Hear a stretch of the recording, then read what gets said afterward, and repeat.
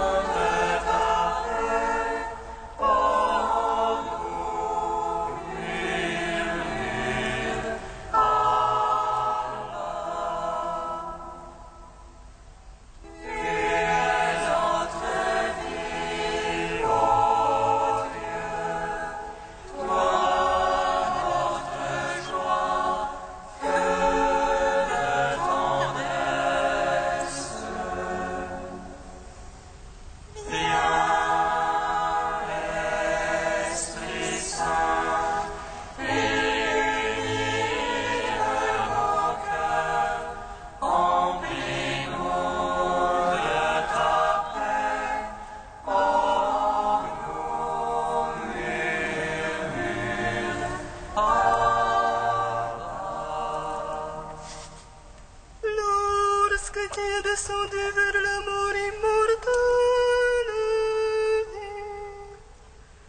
L'enfer fut renversé par la splendeur de ta divinité.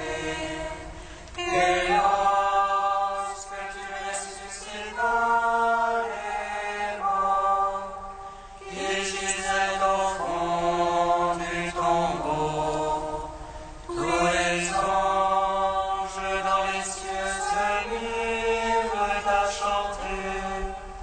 Gloire à toi, source de vie, ô Christ, notre Dieu. Lorsque tu es descendu vers la mort immortelle, l'enfer fut renversé par la splendeur de ta divinité. Et lorsque tu ressuscitas les morts qui gisaient au fond du tombeau, tous les anges dans les cieux se mirent à chanter. Gloire à toi, source de vie, ô Christ, notre Dieu. Lorsque tu es descendu vers la mort immortelle, l'enfer fut renversé par la splendeur de ta divinité. Et lorsque tu ressuscitas les morts qui gisaient au fond du tombeau, tous les anges dans les cieux se mirent à chanter. Gloire à toi, source de vie, ô Christ, notre Dieu. Psaume 118, strophe 1. heureux ceux qui cherchent ta parole de tout leur cœur.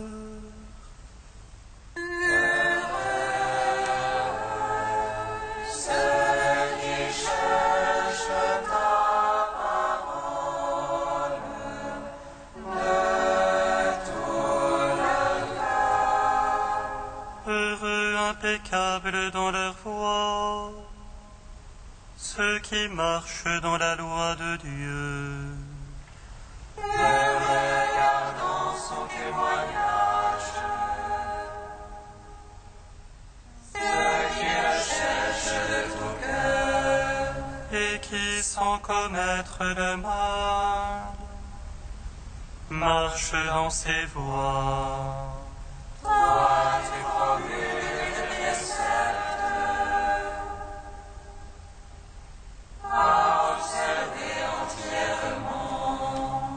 puissent mes voix se fixer à observer tes volontés. Alors je m'aurai nulle honte en revoyant tous tes ordres. Je rendrai grâce en droiture de cœur, instruit de tes justes jugements. Tes volontés, je les veux observer. Ne me délaisse pas entièrement. Gloire au Père, au Fils, au Saint-Esprit. Pour les siècles, Amen.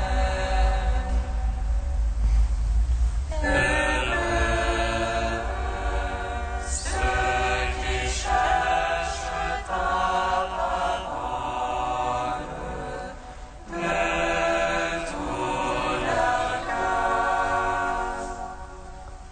Psaume 10. Que votre cœur ne se trouble pas, je vous donne ma paix.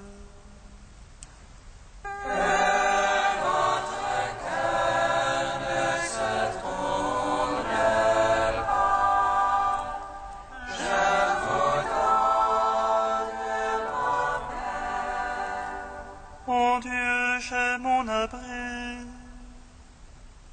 Le Seigneur est mon roc, mon rempart.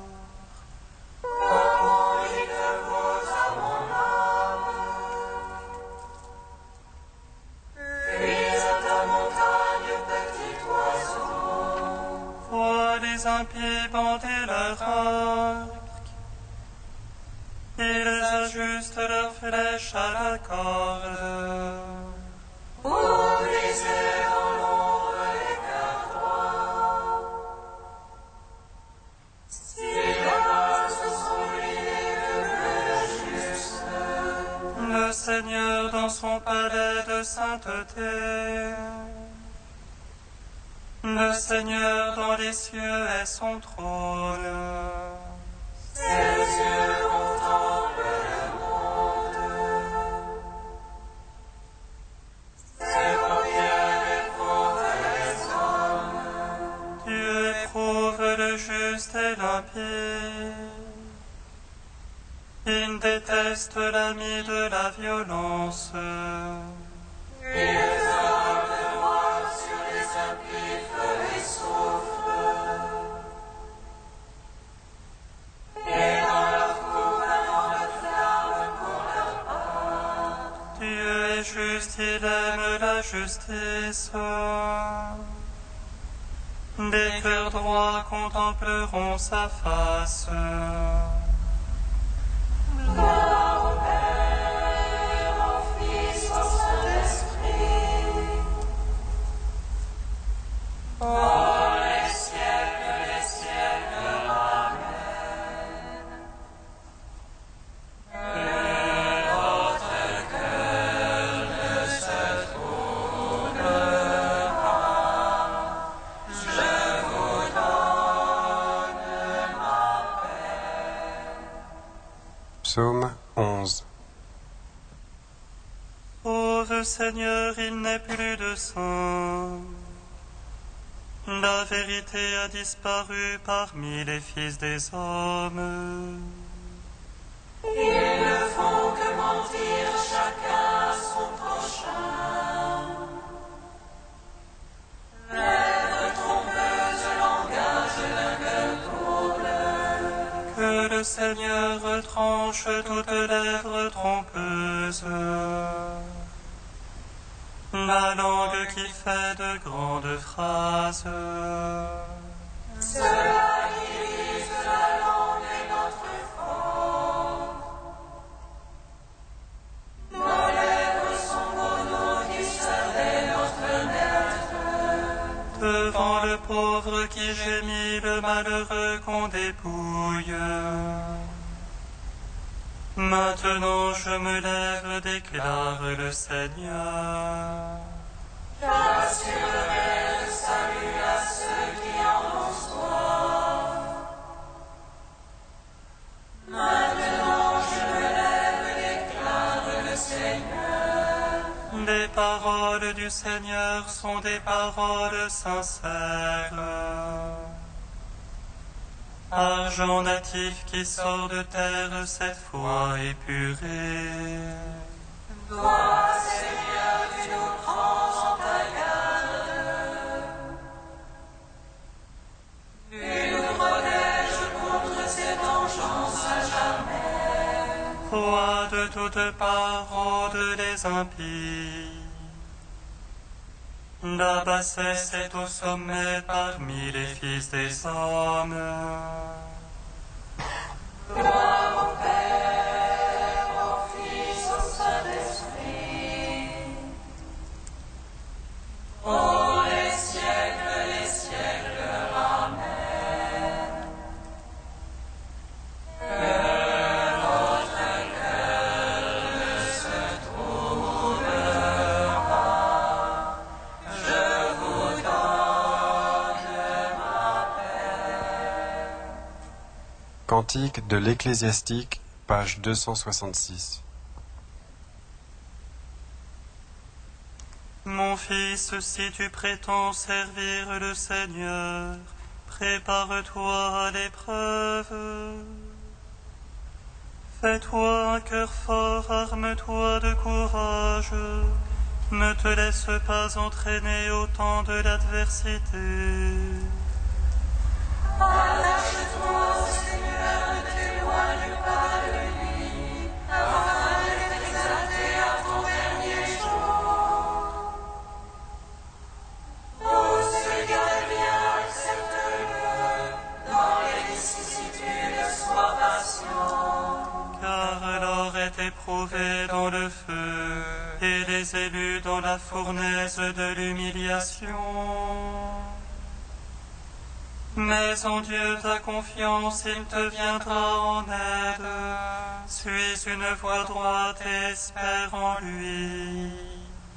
Vous qui craignez le Seigneur, comptez sur sa miséricorde. Ne vous égarez pas du chemin, vous tomberiez.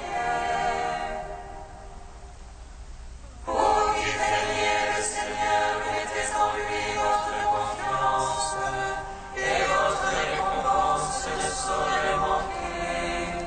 Vous qui craignez le Seigneur, espérez ses bienfaits, la joie éternelle et la miséricorde. Ceux qui craignent le Seigneur ne transgressent pas ses paroles. Ceux qui l'aiment observent ses voies. Ceux qui craignent le Seigneur cherchent à lui plaire. Ceux qui l'aiment se rassasient de sa loi. Ceux qui craignent le Seigneur ont un cœur préparé. Ils savent s'humilier devant lui. Jetons-nous dans les bras du Seigneur, ne nous appuyons pas sur les hommes. Car telle est sa majesté, telle aussi sera sa miséricorde. Rendons gloire au Père Tout-Puissant, à son Fils Jésus-Christ le Seigneur. À l'Esprit qui habite en nos cœurs, pour les siècles des siècles. Amen.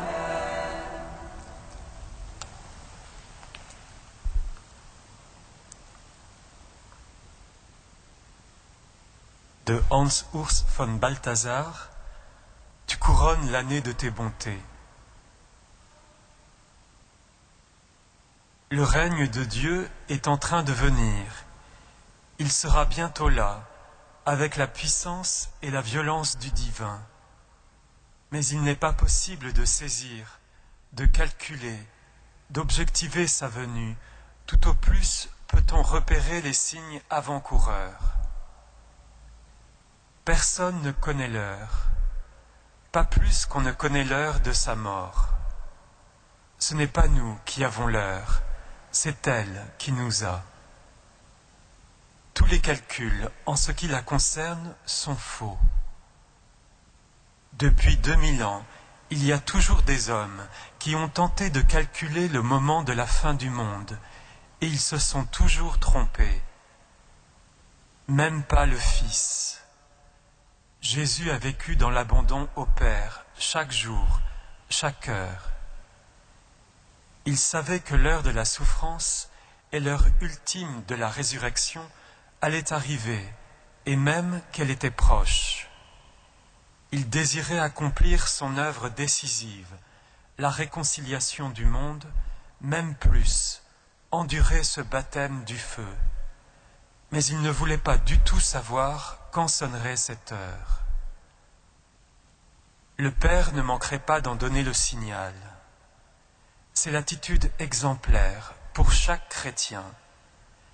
Elle n'est chrétienne que si nous nous abandonnons confiants, comme un enfant, dans les bras du Père, sans la crispation de la peur, sous l'empire de laquelle on voudrait soi-même déterminer, surveiller, diriger ce qui arrive, ce qui est au fond une révolte contre la providence divine. Ceci vaut pour les chrétiens de toute époque, de la nôtre aussi, qui est un temps de troubles sociaux et politiques croissants, et qui va vers un avenir qui pourrait bien comporter des événements apocalyptiques. Événements dont nous ne serons pas les témoins, pour la raison que nous y serons impliqués, et brutalement.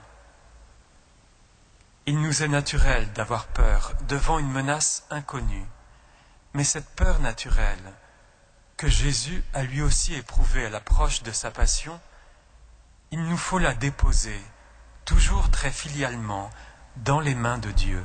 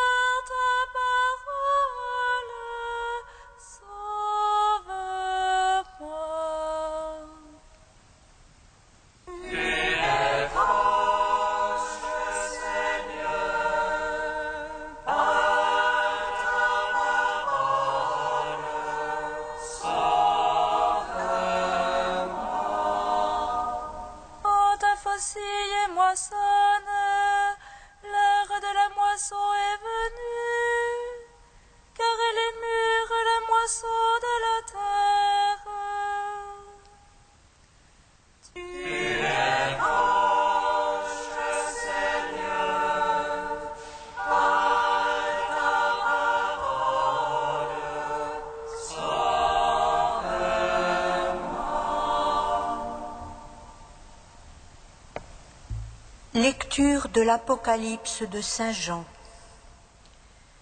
Moi, Jean, j'ai vu une nuée blanche, et sur cette nuée quelqu'un siégeait, semblable à un fils d'homme. Il avait sur la tête une couronne d'or, et à la main une faucille aiguisée. Un autre ange sortit du temple, criant d'une voix puissante à celui qui siégeait sur la nuée, « Prends ta faucille et moissonne, l'heure de la moisson est venue, car elle est mûre, la moisson de la terre. » Alors celui qui siégeait sur la nuée lança la faucille sur la terre, et la terre fut moissonnée. Puis un autre ange sortit du temple qui est dans le ciel. Il avait lui aussi une faucille aiguisée. Un autre ange encore arriva d'auprès de l'autel. Il avait pouvoir sur le feu. Il interpella d'une voix puissante celui qui avait la faucille aiguisée. « Prends ta faucille aiguisée et vendange les grappes de la vigne de la terre, car les raisins sont mûrs. » L'ange lança la faucille sur la terre, vendangea la vigne de la terre et jeta le raisin dans le grand pressoir de la colère de Dieu. Gloire à toi, Seigneur, louange à toi. Gloire à toi, Seigneur, louange à toi.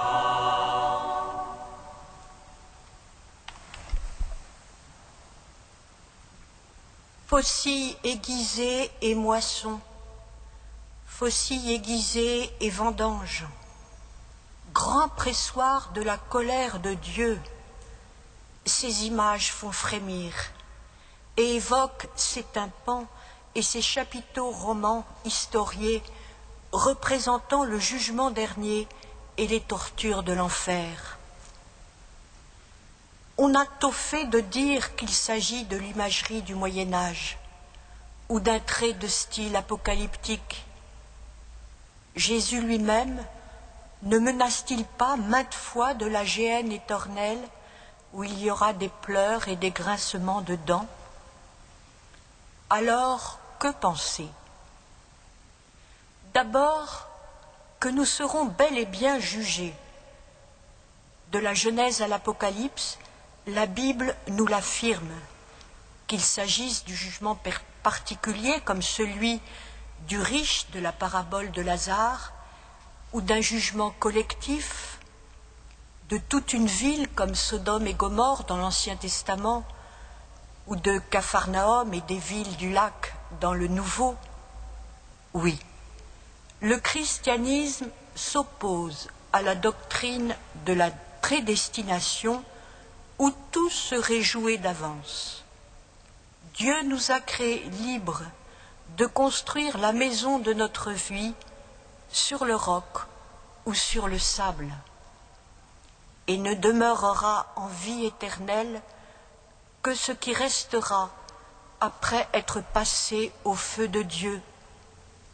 Tous seront salés par le feu, nous dit Jésus. Mais justement, qu'est-ce qui restera de nos vies après ce passage au creuset? Tout passera, mais l'amour ne passera jamais. Oui, nous serons jugés, mais comme le dit saint Jean de la Croix, nous serons jugés sur l'amour. Ce grand mystique ne fait que reprendre d'ailleurs l'enseignement de Jésus à travers la parabole du jugement dernier. Ceux qui seront placés à sa droite seront ceux qui auront pratiqué la charité.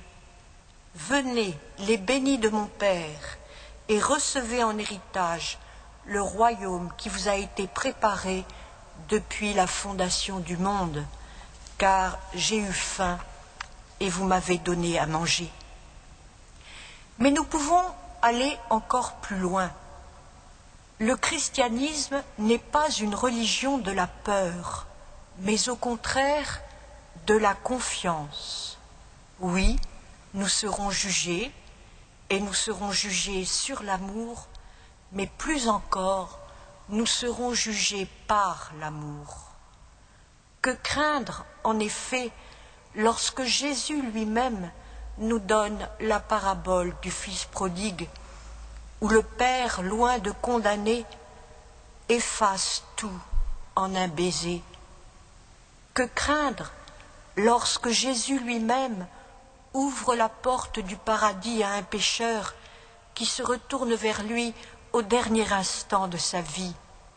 Non, Jésus n'est pas venu pour condamner les pécheurs que nous sommes tous, mais bien au contraire, pour nous sauver.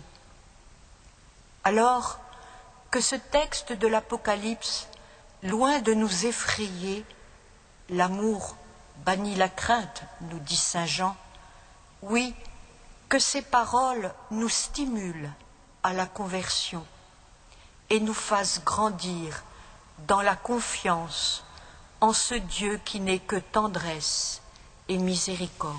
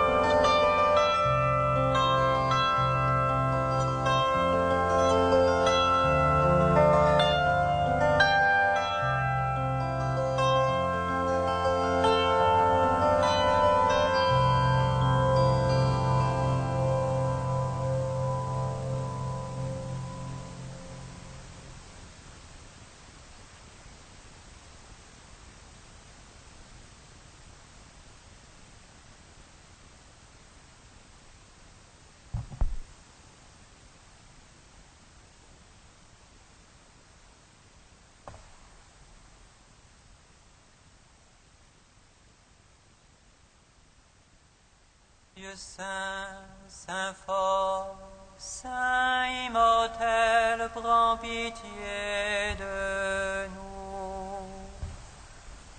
Dieu saint, saint fort, saint immortel, prends pitié de nous. Dieu saint, saint fort, saint immortel, prends pitié de nous. Gloire au Père et au Fils et au Saint-Esprit, maintenant et toujours et dans les siècles des siècles. Amen. Saint immortel, prends pitié de nous. Dieu saint, saint fort, saint immortel, prends pitié de nous. Père, parce que nous serons jugés sur l'amour, et par toi qui es amour et miséricorde, nous te bénissons.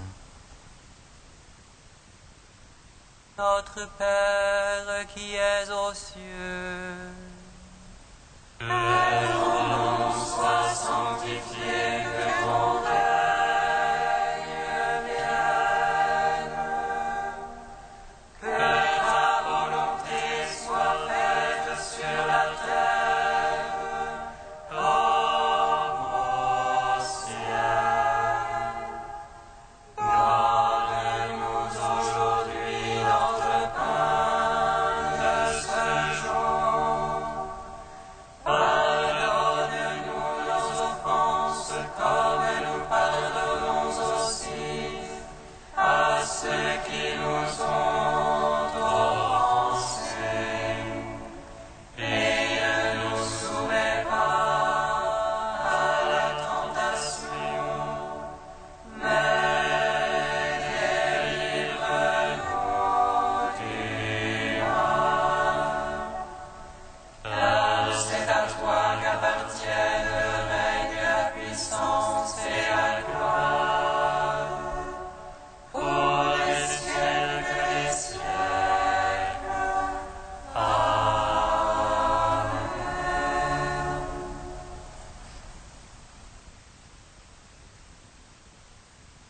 Seigneur, tu as mis dans le cœur, tu as mis dans la mère immaculée de ton Fils des trésors de miséricorde pour tous ceux qui ploient sous leur fardeau.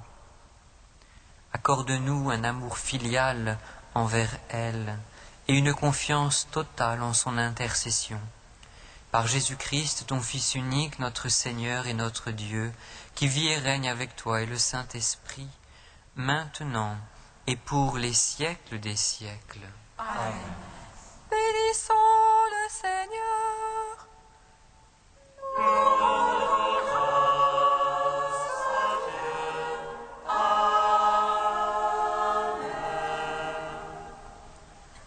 L'ange annonça à Marie qu'elle serait la mère du Sauveur.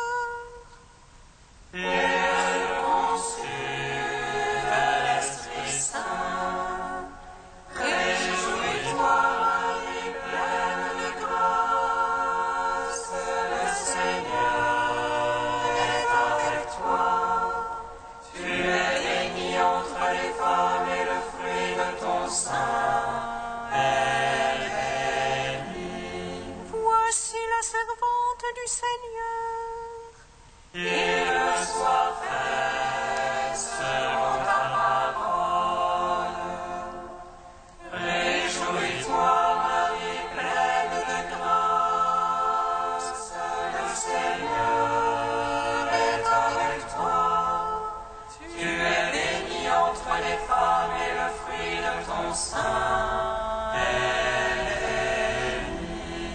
le Verbe s'est fait chair.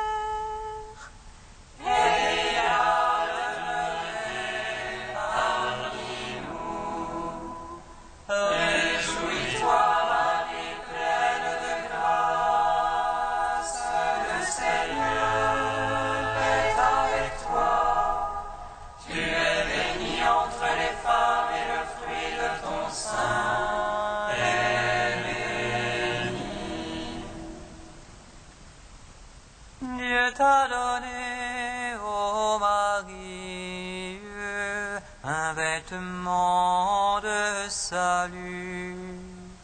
Ma bien-aimée, belle et sans tache, jamais péché ne fut en toi.